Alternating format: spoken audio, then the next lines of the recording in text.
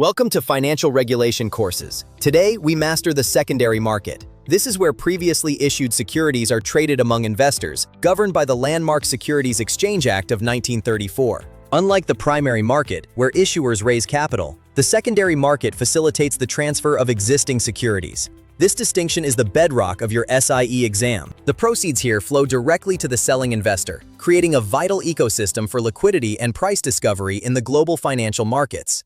Understanding this flow is key. Understanding the structural mechanics is critical. In a primary transaction, the issuer receives the capital. That is how companies raise new funds for growth. In the secondary market, the issuer receives nothing.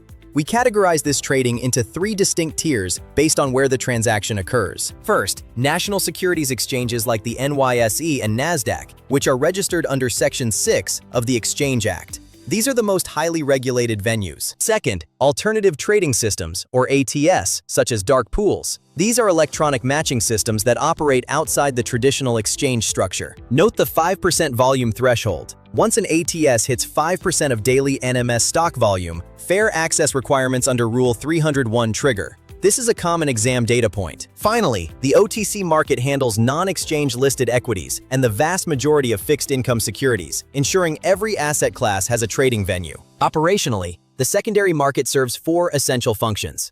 Liquidity is paramount. Investors only buy in the primary market because they know they can sell in the secondary. Price discovery continuously aggregates information into real-time valuations. It tells the world what a company is truly worth at any given second. This enables continuous valuation, satisfying mark-to-market requirements like the Investment Company Act's forward pricing rule for mutual funds. Physically, these trades are reported through specific channels, the Consolidated Tape for exchanges, providing instant transparency for all participants. And for the OTC fixed income market, we look to FINRA's Trace system or the MSRB's EMA for municipal bond data. These systems are non-negotiable. These reporting mandates ensure transparency across all operational boundaries, providing the high-frequency data required for modern regulatory oversight and investor protection. Supervisory controls are maintained by a multi-layered framework. The SEC holds broad authority to register and oversee exchanges, broker-dealers, and clearing agencies. FINRA, the primary SRO, enforces rules on suitability and best execution. They ensure that your broker-dealer operates within the highest ethical standards. Under Exchange Act Section 19, national exchanges must also function as SROs, policing their own members and maintaining market integrity through surveillance. Data retention is key. Records must be kept through rigorous cycles.